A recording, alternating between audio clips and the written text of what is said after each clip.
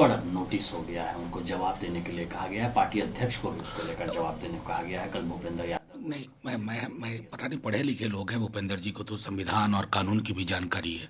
आज कई लोगों ने सोशल मीडिया पर शेयर कर दिया जो हम कई दिनों से कह रहे थे कि बाबा साहब भीमराव अंबेडकर, जिन्हें हम आर्किटेक्ट मानते हैं, सॉवरेंटी की उन्होंने क्या परिभाषा दी थी वो उपलब्ध है, कॉन्स्टिट्यूंट असेंबली डिबेट में उपलब्ध है।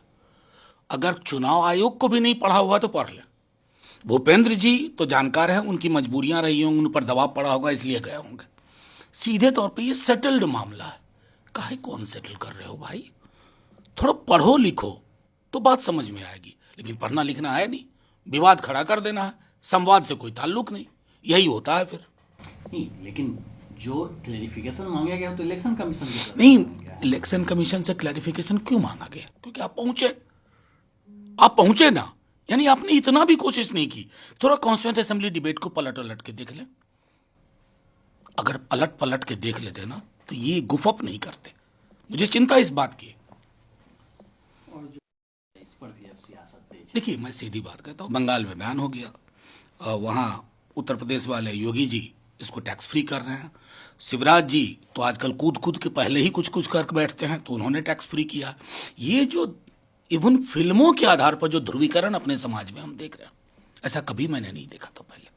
अब तो कौन सी चीज पोलराइज कर जाए? कल को इस कलम का इस्तेमाल पोलराइज कर सकता है। बैन का एटर्नली मैं व्यक्तिगत रूप से विरोधी हूं, किसी भी चीज का, चाहे किताब हो या कोई फिल्म हो। आप असहमत हैं तो आलोचना लिखिए उसकी, लेकिन केरल स्टोरी अगर कहीं बैन होती है और बीबीसी डॉक्यूमेंट्री पे बैन पे आप चुप रहेंगे, ये नहीं। हर बैन के खिलाफ पक्ष एक होना चाहिए, क्योंकि बैन करने से, मैं बीबीसी के दौर में भी कहा था, लोगों की उत्सुकता बढ़ती है। कोई चीज बहुत ही सिनेमाटोग्राफिकली, कथ्य के हिसाब से, कथानक के हिसाब से कमजोर होती है, फिर भी चल जाती है।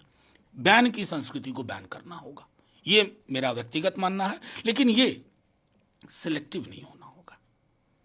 परजानिया बैन हो जाएगी, उतनी खूबसूरत फिल्म देखो तो आंख से आंसू निकलते रहते हैं पूरी फिल्म, लेकिन वो बैन हो जाएगी क्योंकि उस समय के जो गुजरात के चीफ मिनिस्टर थे उन्हें नागवार गुजरा, और आज वो देश के प्रधानमंत्री। जेपी नड्डा कह रहे हैं कि जहाँ एक तरह से राजनीतिक पर्यटक है, जहाँ चुनाव होता है वहाँ दिखते हैं। उनको तो अपने ही राज्य में आप लोग पर्यटक मानते हैं, हिमाचल प्रदेश में।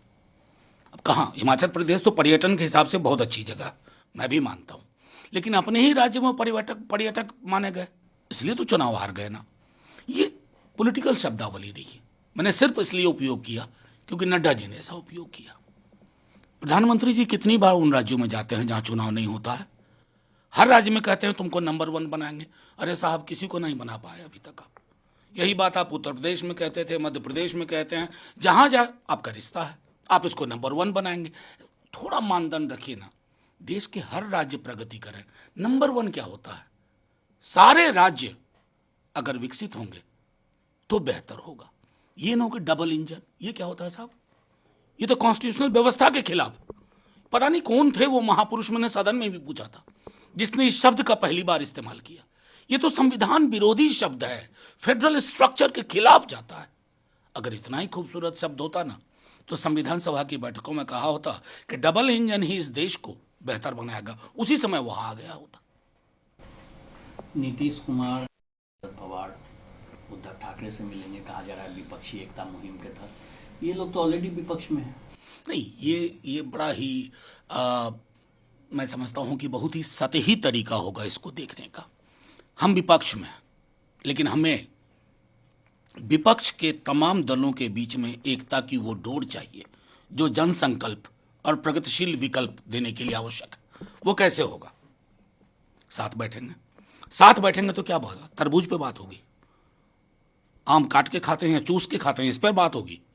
बात होगी कि जन सरोकार के मुद्दे क्या, बेरोजगारी के लिए क्या करना है, महंगाई के लिए क्या करना है, सामाजिक सौहार्द कैसे विकसित हो इस देश में, उसके लिए क्या करना है। इस देश को उन चीजों की जरूरत है। मंदिर, मस्जिद, गुरुद्वारे के साइज से यह देश महान नहीं होगा।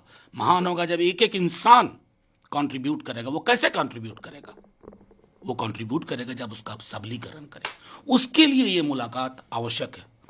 फिजिकली आप बैठते हैं, कई जो मन में आपकी बातें होती हैं कि ये भी आना चाहिए, कॉमन मिनिमम कार्यक्रम में ये भी आना चाहिए, इन चीज़ों के लिए आवश्यकता। फिल्म को टैक्स फ्री करेंगे, गिरिराज सिंह कह रहे हैं कि बिहार में भी केरला फिल्म को टैक्स फ्री करना चाहिए। 3 घंटा ढंग से बैठ के वो देख लें ये फिल्म को, तो मैं उसके लिए पुरस्कार दूंगा। वो नहीं बैठ पाएंगे, छटपटा जाएंगे, हम जानते हैं ना उनको अंदर से, ऊपर से वो कुछ भी बोल लें, वो छटपटा जाएंगे, 3 घंटा नहीं बैठ सकते, टॉर्चर नहीं होने देंगे अपने दिमाग को। मतलब बेसिकली मैं कहता हूं, और अगर मैं तो पहले ही कहा मैंने कि बैन वैन के व्यक्तिगत तौर पर मैं खिलाफ हूं, लेकिन गिरिराज जी फिर बीबीसी डॉक्यूमेंट्री को भी टैक्स फ्री करवा के चलवाइए ना, मजा आएगा ना, फिर परजानियां फिर से दिखाई जाए लोगों को। गिरिराज सिंह जी बोले, लेकिन गिरिराज सिंह जी की दिक्कत क्या है ना कि आज तक उनको विभाग के बारे में बोलते मैंने नहीं देखा, पता भी ये नहीं है मुझे कि किस विभाग के वो मिनिस्टर हैं।